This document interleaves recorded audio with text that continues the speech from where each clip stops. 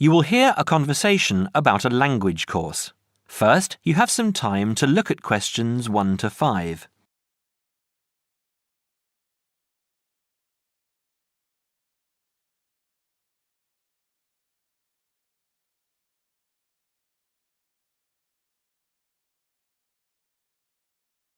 You will see that there is an example that has been done for you. On this occasion only, the conversation relating to this will be played first. Good morning, Borgheimer Language Courses. How may I help you? Oh yes, I contacted you some time ago about following a German course in Germany, and you advised me to take your placement test before we go any further. Well, I've done that now, so I'd like to go ahead with booking the course for this summer, if that's possible. Certainly, sir. You said you took the placement test. What was the result? I was placed at the O3 level. O3. Right. That's lower intermediate. Fine, Mr. The answer is Level 3 or Lower Intermediate, so the course level has been filled in for you. Now we shall begin. You should answer the questions as you listen, because you will not hear the recording a second time. Listen carefully and answer questions 1 to 5. Petterson. John Petterson. Could you spell that for me, please, Mr. Petterson? Petterson.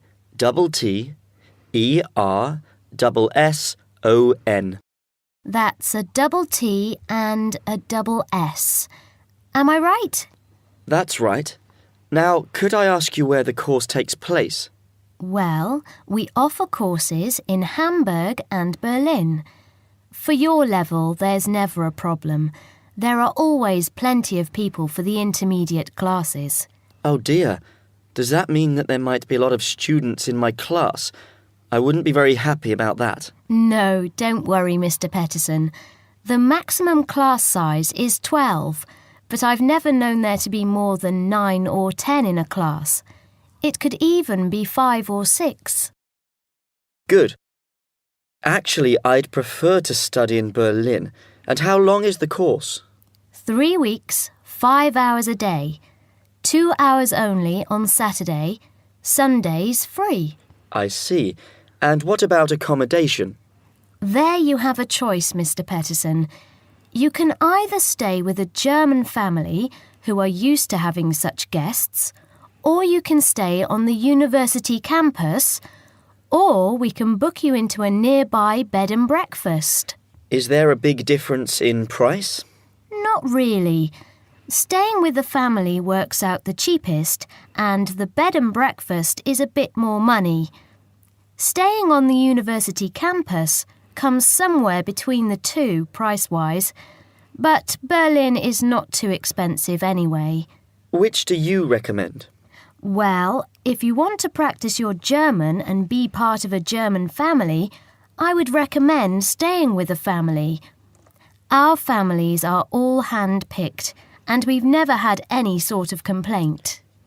Yes, I'll probably do that then. What are the dates of the course? The first summer course starts on the 1st of June in Hamburg and a week later in Berlin, which is what would concern you as you have chosen the Berlin course. That's the 8th of June.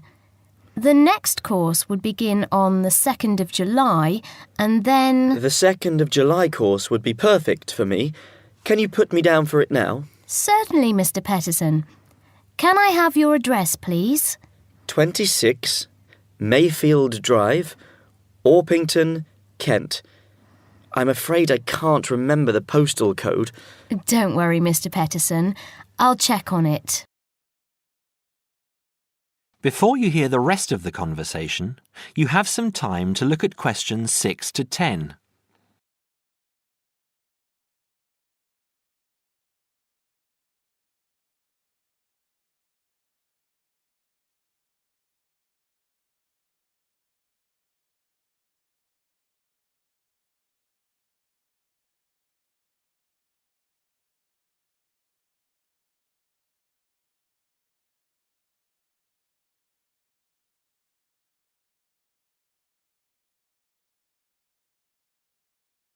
Now listen and answer questions 6 to 10.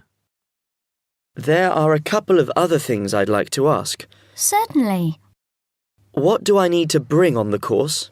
Well, apart from the obvious, you'll need our textbooks.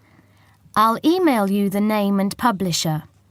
You should be able to find it in your local bookstore.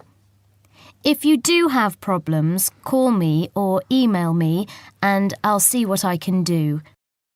We provide the computers, computer disks, translation exercises and all that sort of thing, but you will need a good dictionary.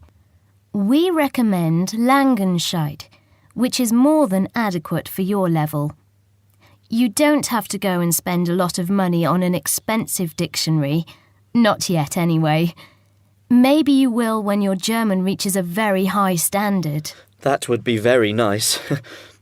Now, finally, what about the cost of the course? And how do I pay?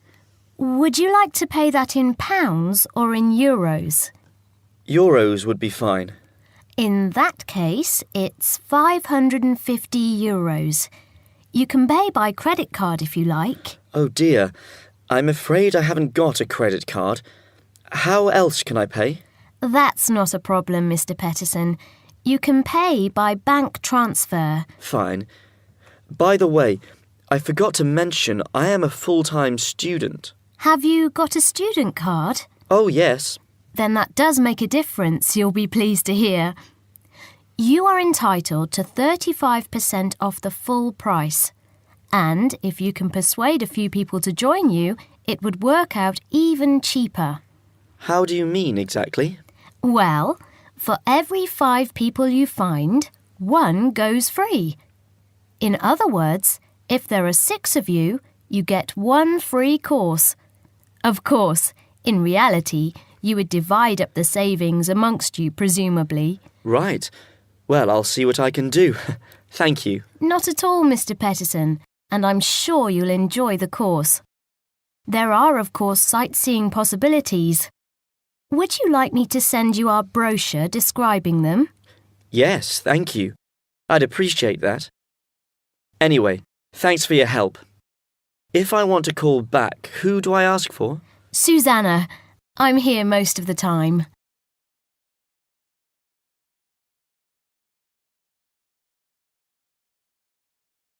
That is the end of part 1. You now have half a minute to check your answers.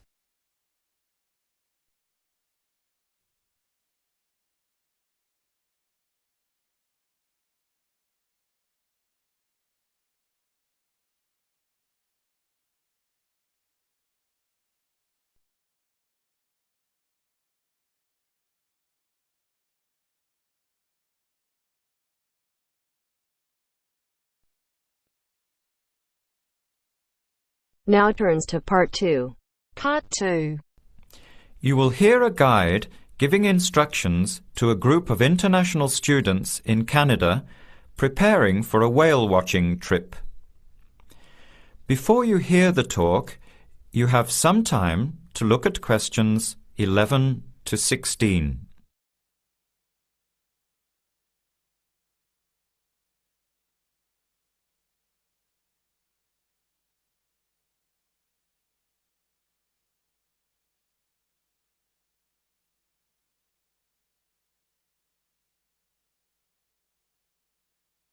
Now listen carefully to the first part of the talk and answer questions 11 to 16. Hello, everyone. Glad to see so many happy faces on this wild and windy day. Are you all ready to go looking for whales?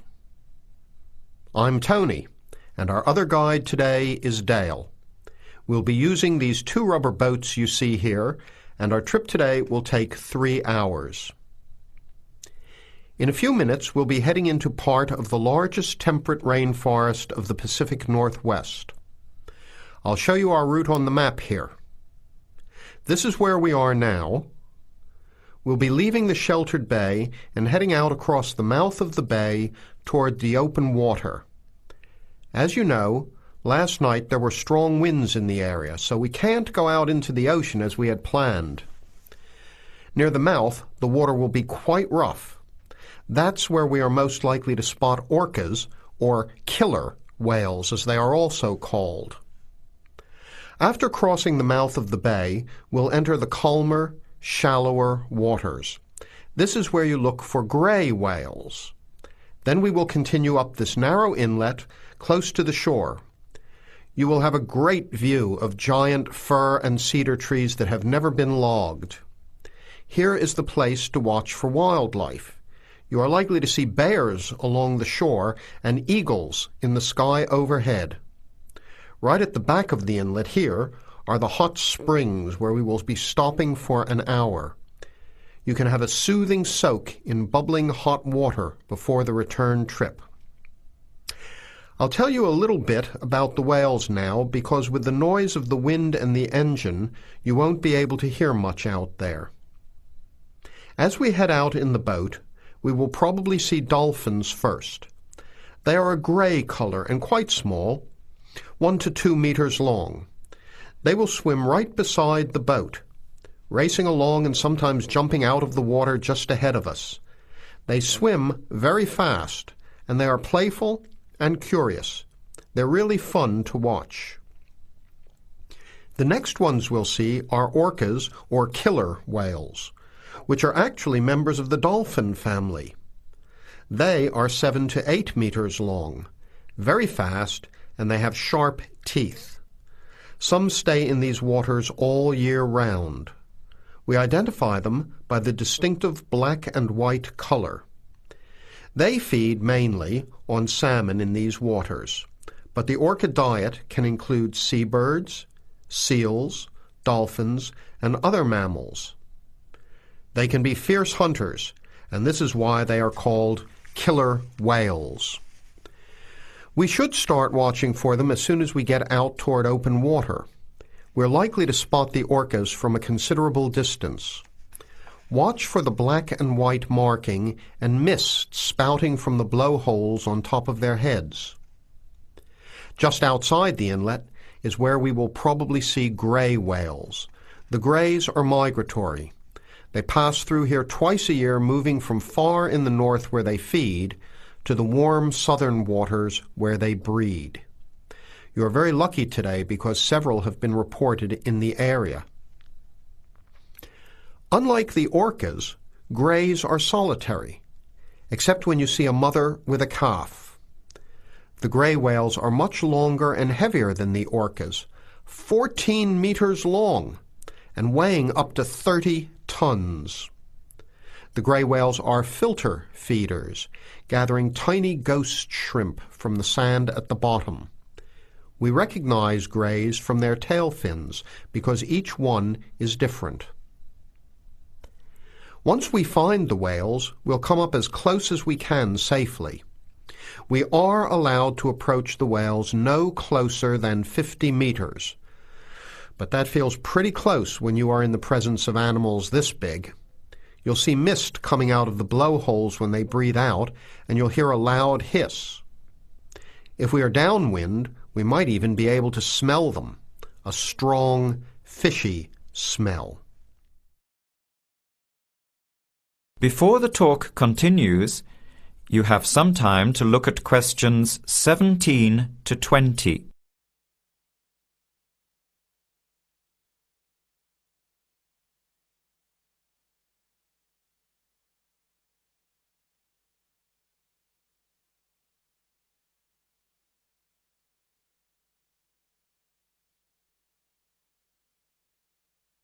Now, as the talk continues, answer questions 17 to 20. Now, for just a few words of caution. It will be quite bouncy out there, especially in the front of the boat. If you want a smoother ride, stay in the middle of the boat, close to the engine. Hold on to the ropes and keep an eye on any big waves. Be alert so you don't get thrown out of the boat. In case of an emergency, you are all wearing survival suits. They'll keep you warm and dry in or out of the water. They are bright orange for visibility. The water temperature is around 8 degrees. Without these suits, you would only last a few minutes in this cold water. With these suits, your survival time is increased dramatically. They will keep you upright in the water even if you can't swim. But we don't expect anybody to end up in the water, so don't worry. Now, are there any questions? I'm afraid of getting seasick. Right. I was just coming to that. If you think you might get seasick, take one of these patches and put it on your arm at the wrist, like this. It works on pressure points of the body and will relieve seasickness without the drowsiness you can get from pills. Are there any other questions?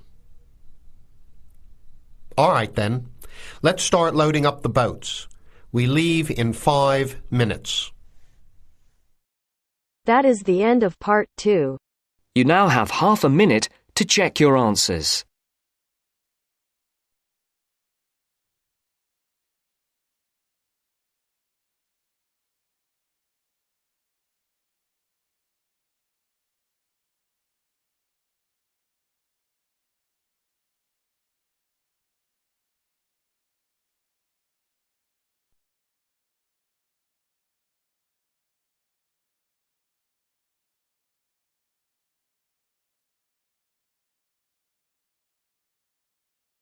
Now turns to part 3.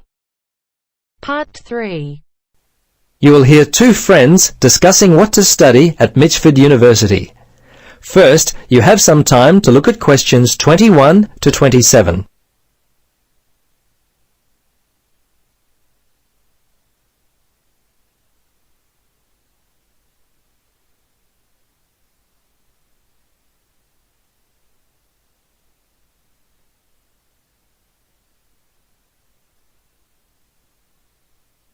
Now listen carefully and answer questions 21 to 27.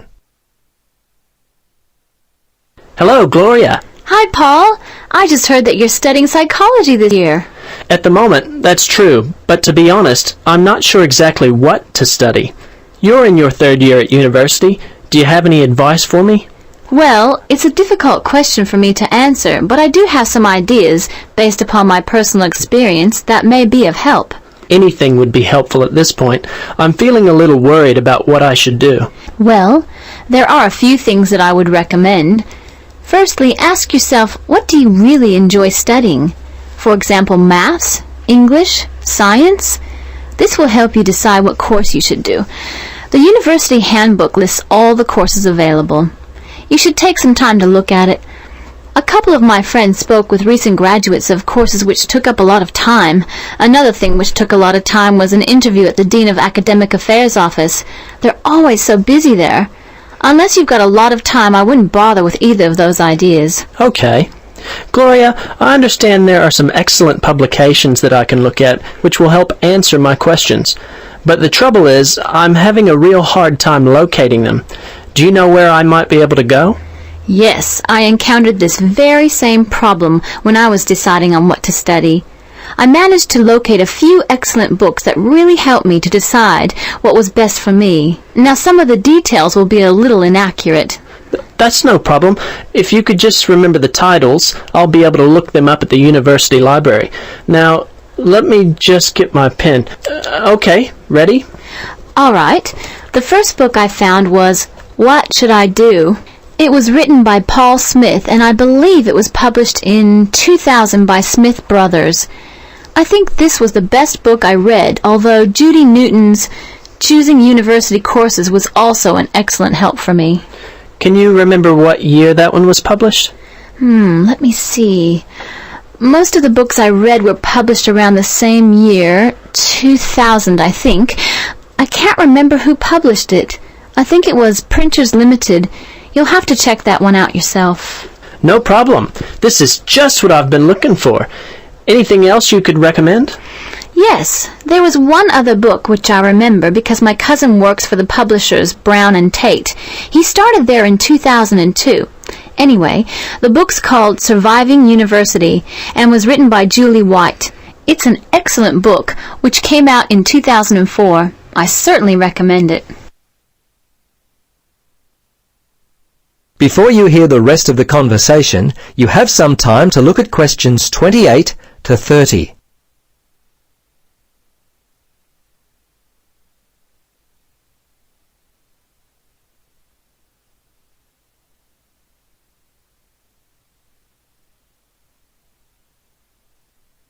Now listen and answer questions 28 to 30.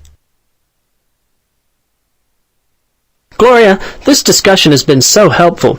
I wonder if I might ask one more question. Sure. What would you like to know? Well, I'm wondering why you finally decided to study psychology. Well, what helped me to decide was my interest in working with people. I think that's what you've got to really decide in your own mind. Do people give you energy or do they drain you of energy? I asked my friends what they thought of my idea, and most of them thought it was a good choice.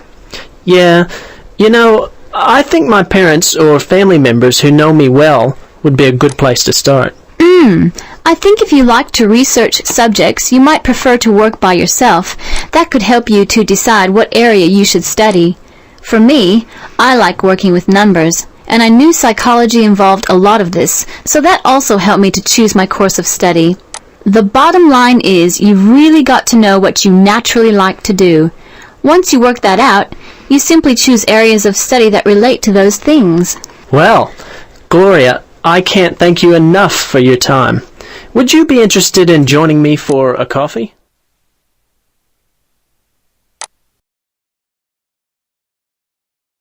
That is the end of part 3. You now have half a minute to check your answers.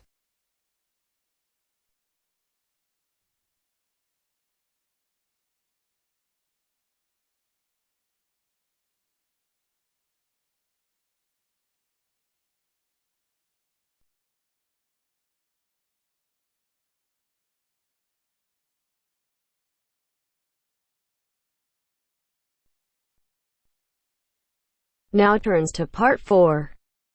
Part 4. I'd like to go over some simple security measures today. First, you have some time to look at questions 31 to 40.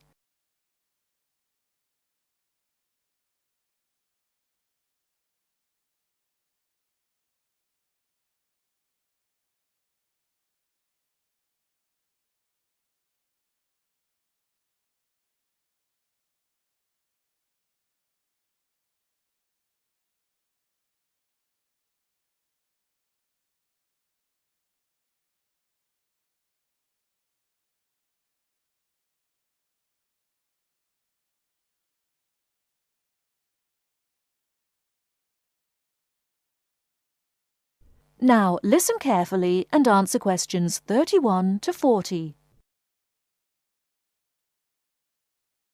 Hello everyone.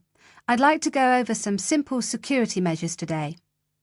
As you all know, there have been a few small incidents with students' possessions being lost or stolen, and as the student representative for Middlesex Hall of Residence, I'd like to remind everyone of a few simple things we can do to make our accommodations safer for everyone, and to remind everyone of the security measures already in place.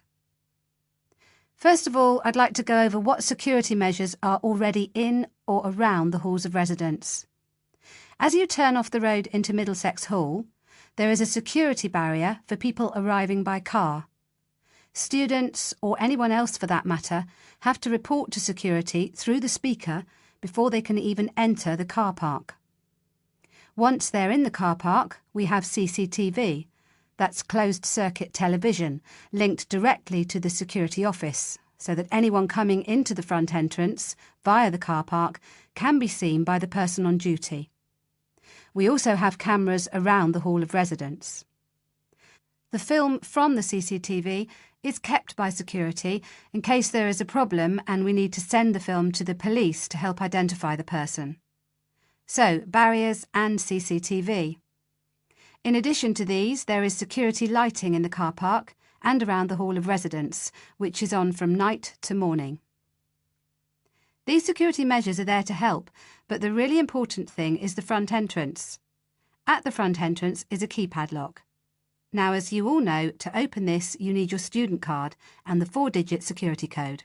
As you also know, you should not give this code to anyone you do not know, and you should never let anyone into the Hall of Residence. Remember that for all the security measures we take, if you let someone into the hall, then anything we do to keep students' possessions safe will not help. After the front door, we have the reception desk. Now, this is manned 24 hours a day, but the security guard has a lot to do and may not be there all the time. If you need to call security, go to the nearest phone or call on your mobile. The number is 9666, and they will be with you as soon as they can. The next thing I want to mention are your own personal security measures.